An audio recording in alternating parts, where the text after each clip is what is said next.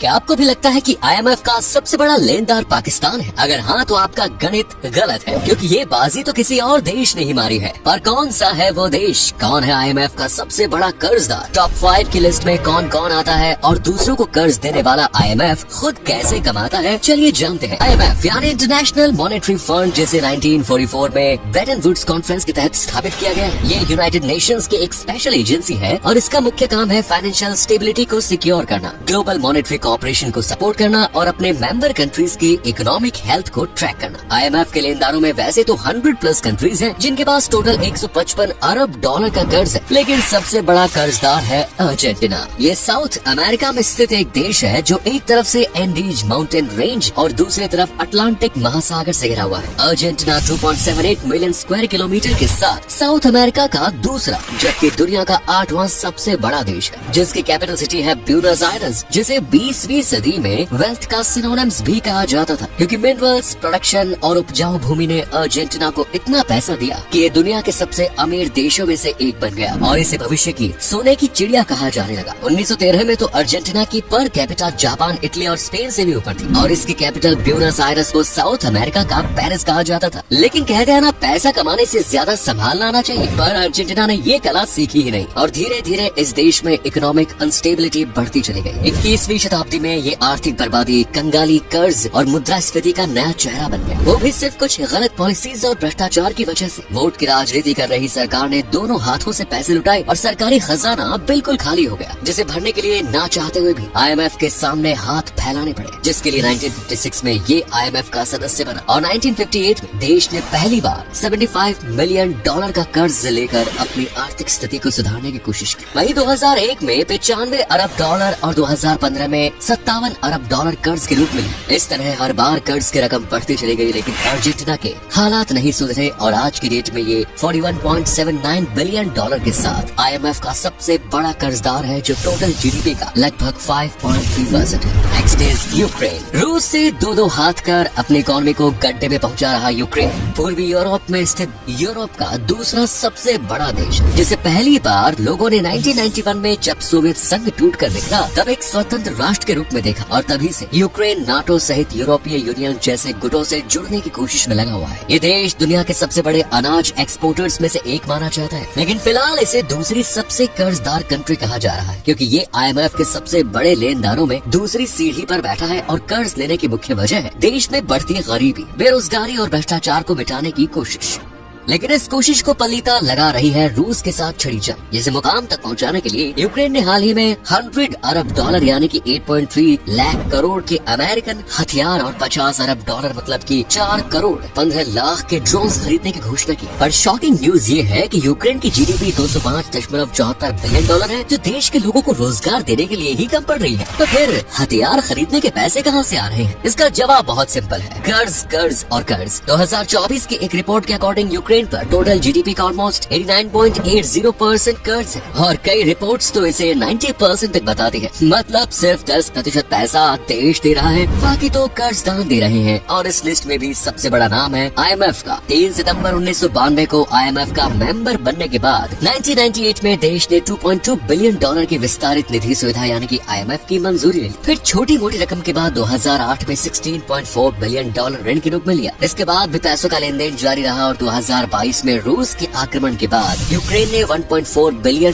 की emergency help ली, जबकि हाल ही में 30 जून 2025 को यूक्रेन के लिए पूरे $500 मिलियन की हेल्प को मंजूरी दी गई। इसके साथ ही यूक्रेन पर IMF का $10.6 बिलियन का कर्ज बकाया है, जो कुल GDP का 3.2% के लगभग है। Next is Egypt. इजिप्ट वैसे तो अफ्रीकन कंट्री के रूप में पहचाना जाता है, लेकिन इसका कुछ हिस्सा एशिया में भी आता है, इसीलिए ये अफ्रीका और एशिया के चौराहे पर स्थित एक अंतर महाद्वीपीय देश है, जिसका ज्यादातर भाग नील नदी के किनारे पर बसा हुआ है। इस देश की मिसाल 7 वंडर्स में शुमार गीजा के पिरामिड के लिए दी जाती है, जबकि प्राचीन मिस्र सभ्यता स्फिंक्स के रूप में कमाल की वास्तुकला भी इसकी एक पहचान है। ये देश भूमध्य सागर, लाल सागर, सूडान, लीबिया और इसराइल का पड़ोसी और स्वेज नहर के जरिए एशिया और अफ्रीका से कनेक्टेड है। वैसे तो मिस्र उतना अमीर नहीं, लेकिन इसे गरीब भी नहीं कह सकते, बल्कि ये एक मिडिल क्लास कंट्री है, जहाँ एवरेज आय के साथ साथ इकोनॉमिकल चुनौतियाँ भी उठती रहती हैं और पॉवर्टी रेट को कम करने, आर्थिक स्थिति को मजबूत करने के लिए अक्सर देश को बाहरी इन्वेस्टमेंट के साथ साथ लोन, कर्ज या आर्थिक सहायता की भी मदद रहती है।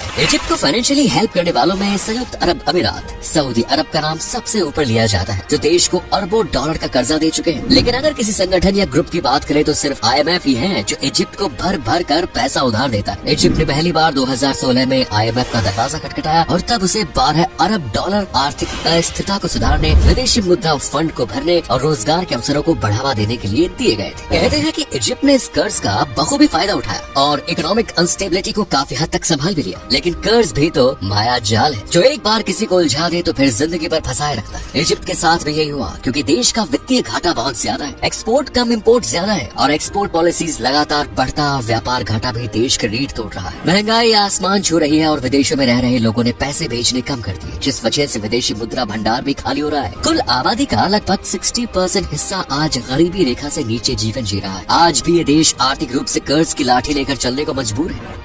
2017 में 20 अरब डॉलर के बाद लगातार सेम अमाउंट का 3 बार IMF लोन पास किया गया। 2024 में 8 अरब डॉलर लिए और इस तरह आज की डेट में देश पर IMF का 7.2 बिलियन डॉलर कर्ज बकाया है, जो इसके टोटल कर्ज का लगभग 44.7% है। Next is Pakistan. 25 crore plus population के साथ दुनिया का 5वां सबसे ज्यादा आबादी वाला देश है पाकिस्तान, जो चीन, भारत, अफगानिस्तान और ईरान से अपना बॉर्डर शेयर करता है और इसका जन्म 1947 में भारत से अलग होकर हुआ। तब पाकिस्तान की यारी अमेरिका जैसे मजबूत देशों के साथ थी और इसकी इकोनॉमी भी लगभग सही दिशा में भाग रही थी। न्यूक्लियर पावर से लेकर वेपन्स, सिक्योरिटी और स्पेशली आतंकवाद पर खर्च करने वाले इस देश में पैसों की लगभग कोई कमी नहीं थी। लेकिन 2025 की वर्ल्ड बैंक की रिपोर्ट के अनुसार इस देश में लगभग 12.2 करोड़ लोग गरीबी रेखा से नीचे आ गए और पावर्टी रेट 44% बना हुआ है। आलू से लेकर दाल, तेल, LPG यहाँ तक कि चाय पत्ती भी हजारों रुपए किलो के भाव में बिक रही है, जिस वजह से 16.5% लोग ऐसे हैं जो गरीबी का भी एक्सट्रीम लेवल झेल रहे हैं। लेकिन पॉपुलेशन ग्रोथ हर साल 1.57% की दर से हो रही है और इकोनॉमिक ग्रोथ का कुछ अता पता ही नहीं। इसीलिए लोगों का पेट और सरकारी खजानों को भरने के लिए पाकिस्तान का एकमात्र सहारा है कर्ज, जो वो कभी अपने लंगोटिया यार चाइना से लेता है तो कभी वर्ल्ड बैंक और IMF से। पाकिस्तान उन लेनदारों में से है जो एक कर्जा न चुकाने पर दूसरे के दरवाजे पर जाते हैं और जब दूसरा भी नहीं देता तो उसी के कर्जे में से कुछ पैसे पहले वाले को देकर उससे दोबारा कर्ज उठा लेते हैं। इस रणनीति के चलते पाकिस्तान IMF से अब तक 24 बार कर्ज ले चुका है। वैसे तो ये 1950 में IMF का सदस्य बना, लेकिन पैसों की जरूरत पैदाइश के करीब 8 साल बाद पड़ी और 1958 में पहले बेल आउट पैकेज के रूप में IMF से $25,000 मिले, जो बहुत कम है, लेकिन फिर भी उसने मैनेज कर लिया और 1965 में भारत से जंग के दौरान $37,500 का फिर से लोन ले ली। इसके सिर्फ 3 साल बाद ही $75,000 और फिर 1971 में बांग्लादेश से लड़ाई के बाद तो पाकिस्तान बिल्कुल फटे हाल हो गया। इसीलिए उसने लगातार IMF से कर्ज लिया। इस तरह 1977 में $80,000, 1980 में $3.49 लाख और 1981 में $7.30 लाख का कर्ज मिला। रकम बढ़ने का कारण था अमेरिका की मेहरबानी। पिछले कुछ सालों की बात करें तो 2023 में $3 बिलियन, 2024 में 7 और 2025 यानी इसी साल $1.02 बिलियन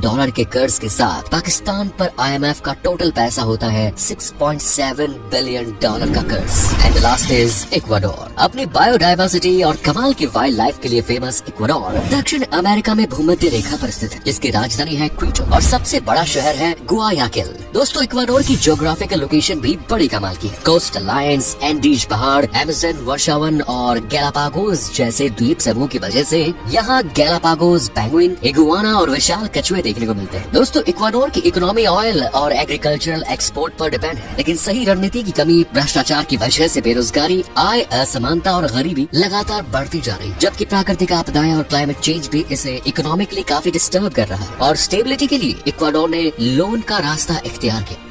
वैसे तो इक्वाडोर के कर्जदारों की लाइन काफी लंबी है, लेकिन IMF से इसका लेन देन 1961 में शुरू हुआ। इसके बाद लेन देन का सिलसिला चलता रहा और 2000 में इसने $226.73 मिलियन का भारी भरकम कर्ज दिया, जबकि 2020 में यही अमाउंट बढ़कर $6.5 बिलियन तक पहुँच गया। आज की डेट में इक्वाडोर पर IMF का टोटल $6.6 बिलियन का लोन बकाया है। ये तो सिर्फ 5 देश है, ऐसे टोटल 100 प्लस कंट्रीज है जिनके पास बिलियंस ऑफ डॉलर में IMF का पैसा है। लेकिन सोचने वाली बात यह है कि IMF के पास इतना पैसा कहाँ से आता है। इसका जवाब है फंडिंग या फिर फीस। जैसे हम किसी स्कूल में एडमिशन लेते हैं और फिर फीस जमा करनी होती है, वैसे ही IMF का सदस्य बनने के लिए भी देशों को अपनी GDP, इकोनॉमी और फाइनेंशियल स्टेटस के अकॉर्डिंग फीस या फंड जमा करना होता है और फिर इसी पैसे में से सदस्य देशों को लोन दिया जाता है। कई बार देशों को कर्ज देने के लिए IMF खुद भी कर्जा लेता है और इसे न्यू अरेंजमेंट टू बोरो कहा जाता है। और जो सदस्य देश कर्ज लेते हैं उसे बायलैटरल बोरोइंग एग्रीमेंट्स कहा जाता है। और कर्ज देने के बदले IMF सदस्य देशों के सामने तगड़ी शर्तें भी रखता है, जैसे ब्याज दर मानना और समय से पहले न चुकाने पर ब्याज बढ़ना। और आपकी जानकारी के लिए बता दें कि भारत भी IMF का लेनदार है, पर कितने बिलियन डॉलर का, ये आप हमें बताएं कमेंट्स में। वीडियो पसंद आई तो लाइक करें, शेयर करें।